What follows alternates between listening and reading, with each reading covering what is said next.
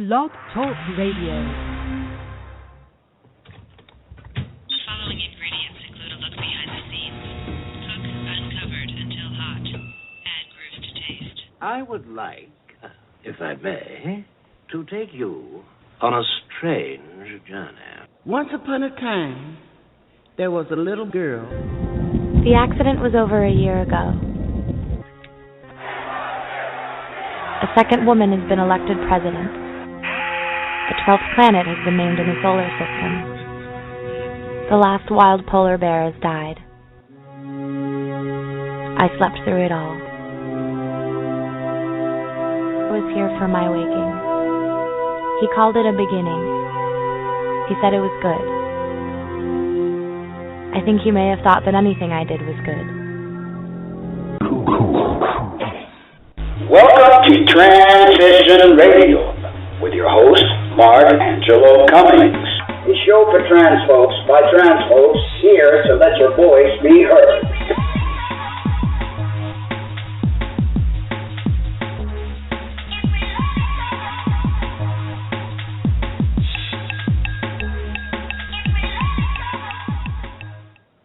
Well, good evening and welcome to Transition Radio, live from the land of enchantment, Silver City, New Mexico.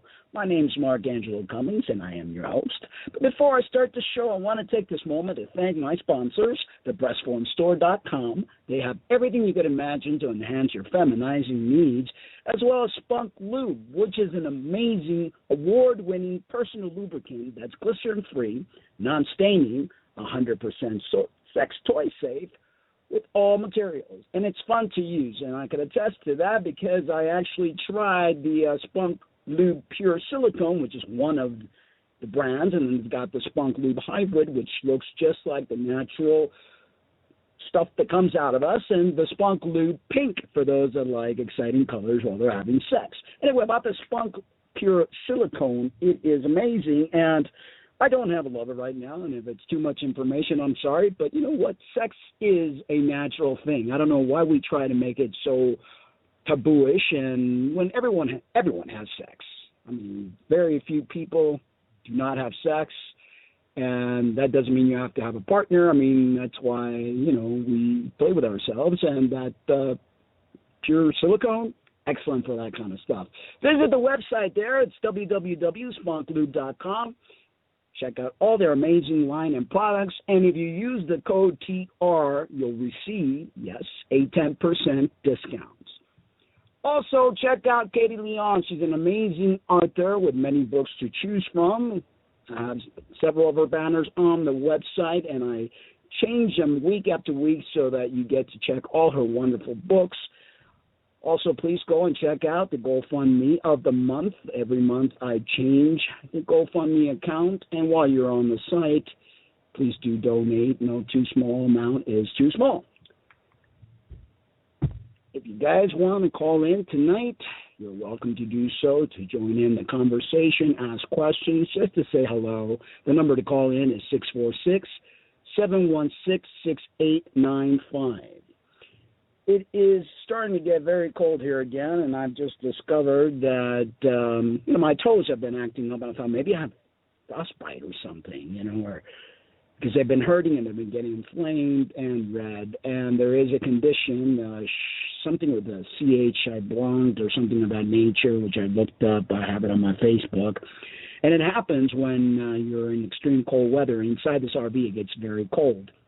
And then if you try to warm yourself up too quickly, like sometimes I'll turn on the little space heater and I'll put my feet near it, and that's created this condition.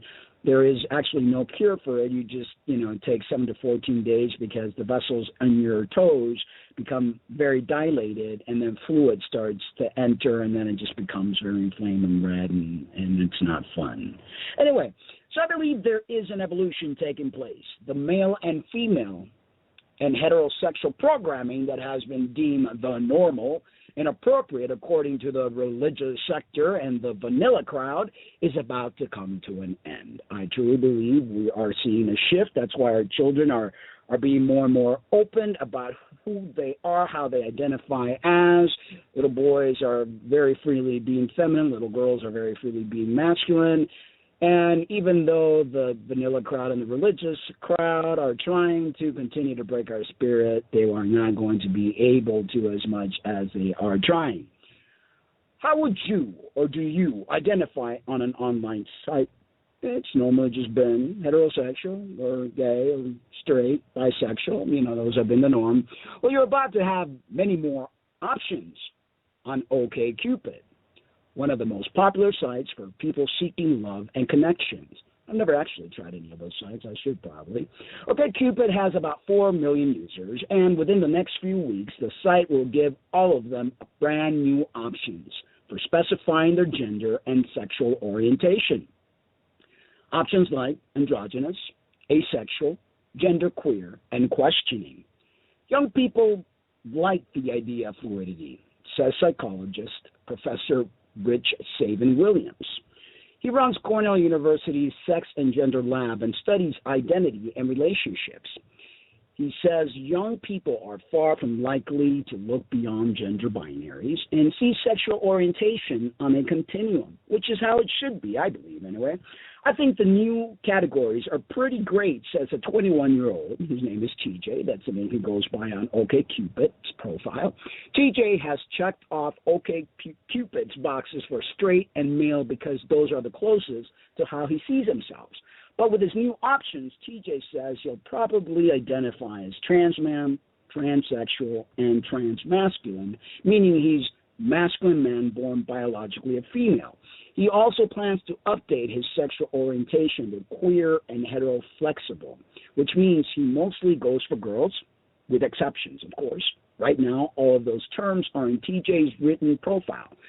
That's been the only space users have had to express more nuanced gender and sexual identity. I also noticed that Facebook also added a whole bunch of different terms to more than just their vanilla flavor, male and female. If we look back in history and we look at different cultures, there are more than just the two gender that we've been pushed to believe that there is. And the whole notion that a different sexual preference besides heterosexuality is a sin, that is bad, that is taboo because what? The Bible says so? Well, how do we know that this so-called Bible has not been messed with? According to what I have read and I have studied world religion and I have studied a lot of different things because it behooved me. I did not fall for the belief that God is going to send me to hell because I have a different sexual preference than everybody else or than what the vanilla crowd of the religious sector wants us to be. According to what I have researched, King James, which is the King James Version Bible, literally killed every monk until the one monk wrote or translated the book as King James wanted him to, which is thou shalt not sleep or thou shalt not lay with animals in the field. Nothing to do with laying with mankind as you would lay with womankind. I mean, if you really break this down, why would God care?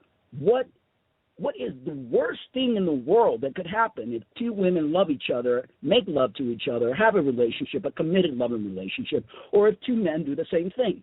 What is so bad about that? I wish a religious person would tell me why.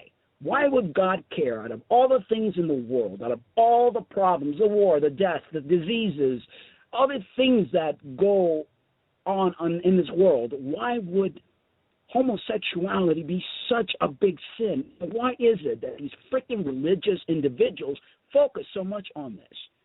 Is it maybe because they're fighting their own homosexual tendencies? Is it maybe because King James' son was a homosexual and he was not happy about that and he did everything spiteful within his power to alter the book, the so-called book, and put in there that's like the biggest sin of all? It's beyond me. Anyway, on to my next topic. On one end, here we are making all these strides. We are making great strides because we are. We are advancing in many ways. Look at with all these Facebook, growing the identity as well as OkCupid and just people being more open-minded, put aside the religious sector that they are in so much need of evolution and healing. That is why they show this hatred and show this anger and show this non-flexibility about things in life, because they are still in the lower self-actualization stage in life.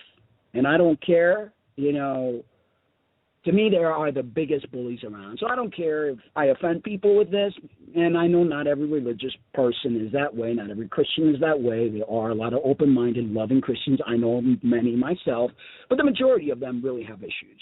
And it shows. It shows. I mean, half of these people, it's like the AA of the world. They hit rock bottom, and all of a sudden they got saved. Jesus came along and saved them. And now they've just become the biggest bigot in the world, because they have to point out at other people's problems versus looking at their own, as in, why do you point out the speck in your brother's eye? Have you seen that big, huge log you have in yours? It's a lot easier to point out the speck in the brother's eyes, and that's why they are who they are. And I hate using the word. I'll pray for them, because I don't believe prayer solves anything. I meditate. I think that we as humans need to take responsibility and stop relying on prayers or on letting God take over. I mean, please, billions of people on the planet. Do you think God really has the time nor wants to put the energy on a species that I'm sure he's totally ashamed of? I want to point out the story that I read, which really brought tears to my eyes, to think that this day and age this still goes on. A 12-year-old Californian boy took his own life after facing anti-gay bullying from being a school cheerleader. Now, tragic news out of Folsom, California, as a young boy committed suicide Wednesday after facing ongoing bullying for being his school's only male cheerleader. Ronan Shimizu, 12, was Folsom Middle School's only boy on the Eagles cheer squad last year. He was being homeschooled this year because of the bullying got so bad. Sacramento station KXTV reports he was bullied very badly. Riley Coleman said as she teared up. The Folsom Middle School sixth grader was on the squad with Ronan's last year. It's not okay to be bullied, people, she said through tears. So sad to know that people can hurt you that way, student ally Flashville said. I was devastated when I found out. I started crying. Ronan's friend, Grace Vallander, said, I've known him since sixth grade. Me and him had classes all last year together. A school official confirmed that Shimutsu family reported multiple times that Ronan was being bullied in school, said one of the fellow students. I heard that people called him gay because he was a cheerleader. The school district released statements saying, we are shocked and deeply saddened by this unspeakable tragedy, and our hearts go out to Ronan's family during this difficult time. Many student, teachers, and staff who knew Ronan remember him as a positive and outgoing child, and our school communities are truly grieving this loss today. We are moved by the outpouring of support from families and community members asking how they can help. Friends of Ronan said the young boy was passionate about his cheerleading and loved it. Okay, let's point something out here. Look at all this hypocrisy with the school and whatever. I'm sure the majority of the school faculty or whatever could have done something to change that. Number one, again, all this bigotry that stems from religion creates the bullying. I also believe that a lot of this bullying stems from the household. Parents have their own bigotry, their own prejudice, their own hatred towards certain things. Children pick up on this, and they run with it, and they play it out in their schools and their everyday lives, and it continues to follow them as adults. We are told, that being homosexual, being gay is wrong. So we pound this on our children. So what happens? Our children have this predisposed programming in their heads, and they go to school, and they bully those kids. Hey, you're gay. Hey, you're a faggot. Hey, this, hey, you're queer. And a lot of times it gets violent. A lot of times bullying is not just verbal, but it's also physical. So I challenge the religious sector who claim to be all God-loving, all Christ-loving, to change their tactics, to change the way that they are handling things, because you have got a lot of blood on your hands. And the reason I say this is because I truly believe that bullying originates a lot from the religious zealots. And like I said, not all God-loving individuals are that way. There are very positive, loving, open-minded Christians out there, but not enough, because I believe the ones that are bigoted and closed-minded are the ones that are creating all the damage. Michigan's House Republicans just passed a religious license to discriminate. Now, right here, this is a perfect example. This bill, which would allow anyone to refuse service to anyone and claim their religious beliefs, require them to discriminate. It's like a license to kill. Oh, God told me so. And you know what? We see it in history. The Christian Crusades, they murdered and killed tons of people in the name of God. That's crazy. The Michigan House of Representatives, led by Speaker Jace Bolger, just passed a bill that would allow discrimination to become sanctioned by the state. The Religious Freedom Restoration Act, akin to one of the made nationwide headlines in Arizona, neighbors, but was vetoed, appears to merely force the government to step aside if a person's deeply held religious beliefs mandate they act or not act in a certain manner. Well, I remember there was a time where slavery was, allowed, and according to the Bible, or stoning your wife, or doing all this crazy things. How long do we have to put up with this bigotry and justification? Because in the name of God. Supporters of these bills claim they allow people of faith to exercise their religion without government interference. But in reality, they are Trojan horses, allowing rampant discrimination under the disguise of religious observance.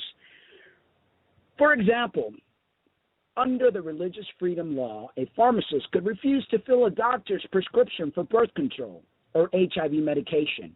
An emergency room physician or EMT could refuse service to a gay person in need of immediate treatment. So what's going to happen now? I'm going to have to carry out papers like in the Holocaust, and how am I going to know a person's gay?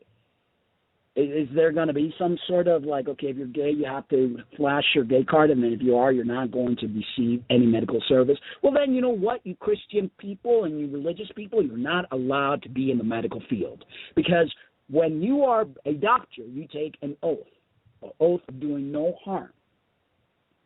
When you get into the medical field, you get into that field to be able to treat everyone, no matter what race, color, creed, sexual preference, whatever it is that you are, you believe in, you express as. How dare you get into a field to then turn around and say, well, I'm a Christian and I don't believe in being gay, so I'm not going to treat you. A school teacher could refuse to mentor the children of same-sex couple, and a DMV clerk could refuse to give a driver's license to a person who is divorced. Oh, isn't that crazy? Michigan Speaker Bolger fast-tracked the bill, which passed on partisan lines 59 to 50. It now heads to the Michigan Senate, and if successful, to Republican Governor Rick Snyder. It is not known if Governor Snyder would sign it. I support individuals' liberty and I support religious freedom, Bolger said today.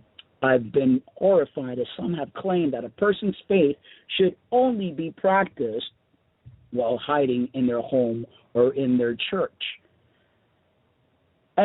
Live reports that Michigan's RFRA is modeled after a federal version that the Supreme Court has said should not apply to states.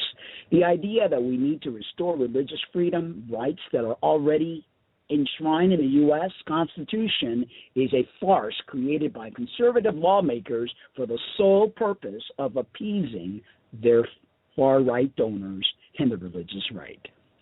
Lonnie Scott, executive director of Progress Michigan, said in a statement, earlier today, a Michigan House committee failed to pass an LGBT non-discrimination bill after a local anti-gay pastor delivered scathing testimony. No one from the LGBT community has ever had fire hoses turned on them by the police department. They have never had to drink out of an LGBT water fountain, Stacy Swim told the committee. There is no record of LGBT, homosexual, lesbian being forced to sit at the back of the bus in any LGBT section. Now, this is going to cause a lot of problems, and I don't know how they could actually get away with something like this. This is pure bigotry, pure discrimination based on your beliefs. You know what? You can believe whatever you want. You can believe in Bozo, the clown, and pray to the sun gods, whatever it is. But when your beliefs get in the way and impose on other people's rights and health, then that's where the problem lies. Because if you are in a position of either handing out medication, restoring health to somebody, handing out a driver's license, and because your religious beliefs does not correlate with the lifestyle or the person's gender identity or whatever, then I'm sorry. You know what? You guys need to either move to an island where there's not going to be anyone else but your kind, your same beliefs, and your bigotry should not harm other people. It's not right. It's not fair. You don't know for certain. And I challenge anybody to tell me they know for certain that it is against God's will. Because a little statement in the Bible says, but you know what? All of you eat shrimp, and all of you wear different clothing of different fabrics. And if you look at Leviticus doesn't only talk about homosexuality. Leviticus talks about a lot of things. Gossiping is one of them. Judging is another one of them. So you're all breaking just as much laws in that Bible as the one that you claim to be one of the worst sins. It's hypocritical, and it's not right. I generally don't like to talk about religion. It angers me. I was raised Jehovah's Witness. I see the hypocrisy in the religious sector. What's good for the goose is good for the gander, but they cherry-pick that Bible, and they're bigots, and they're angry, and it's because they're dealing with their own demons. Deep down inside, I feel sorry for them, because they are dealing with their own demons. They are dealing with their own problems, and so it's easier to focus on somebody else's. It makes them feel better. And I could understand that, being a healthcare provider myself, knowing psychology the way that I do as an occupational therapist. But it's wrong. You want to believe what you want to believe, that is fine. But do not impose your bigotry and your hatred on the world. You need to learn to coexist. And the number one thing that Jesus Christ, when he walked this earth, that he preached was unconditional love. Jesus hung around everyone. He did not judge anyone. He did not cast aside anyone. On the contrary. So what is your problem? It is wrong on all counts. Actually, I wanted to share a little something here that I found on Facebook, and one of my friends had posted regarding this bill, and one of his friends says, "Love you, friend, but I totally disagree. The bill protects diversity. It allows for people who believe God says don't eat meat."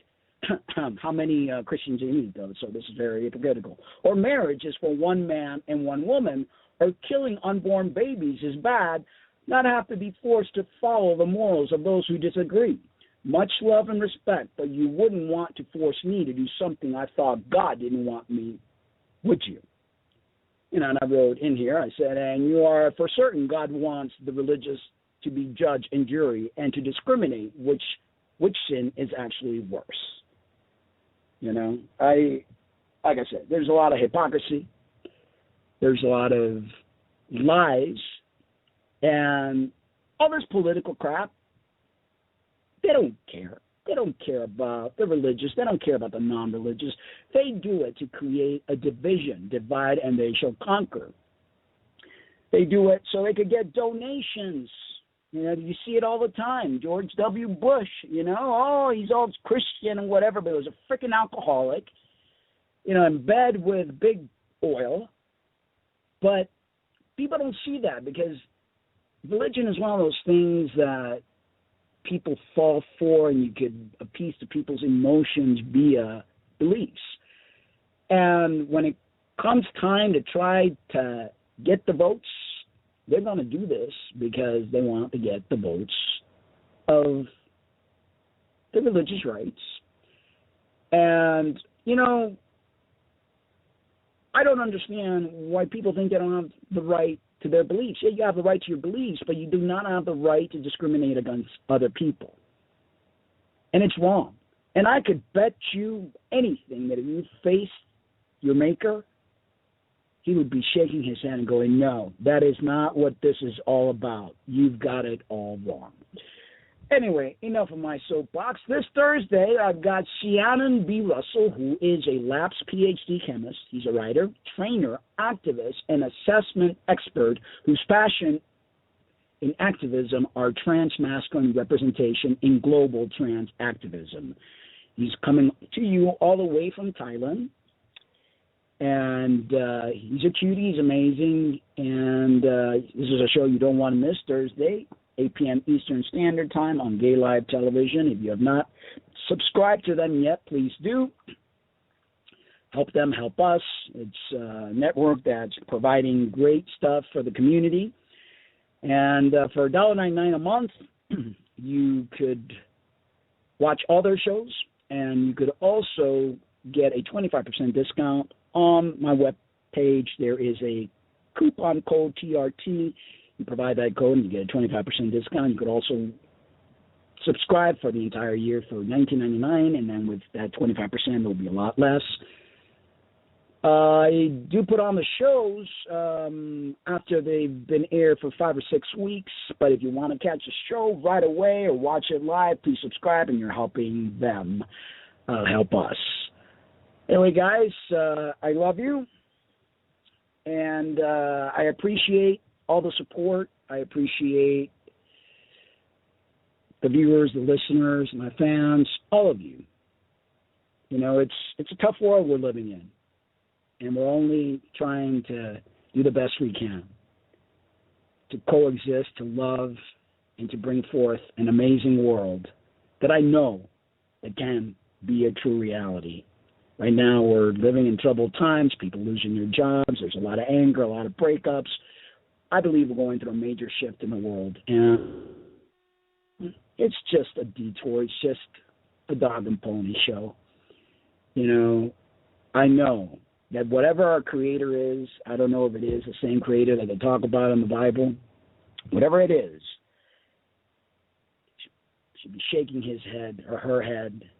If all we know, we're the creation of aliens, and they're probably going, oh my God, what did we do here? Abandon this whole project. And they probably just left us because they're like, oh, no, this is not how it's supposed to be. So we've created our own illusion, we've created our own thought process, what we think God is, and we fight amongst each other. You know what? It's all about unconditional love, folks. Anyway, I'm going to leave you with one of my songs that I wrote when I lived here in Silver City back in 2008. The song is acoustic, and it's called I Found Home. Love you guys, but remember to always love yourselves, too. See you Thursday.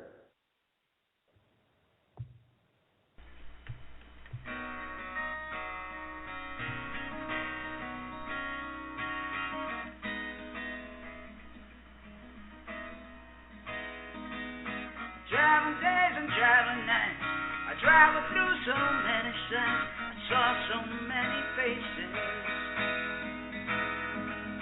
Scorching days and freezing nights, the desert wind sure picks a fight, one I lost for sure.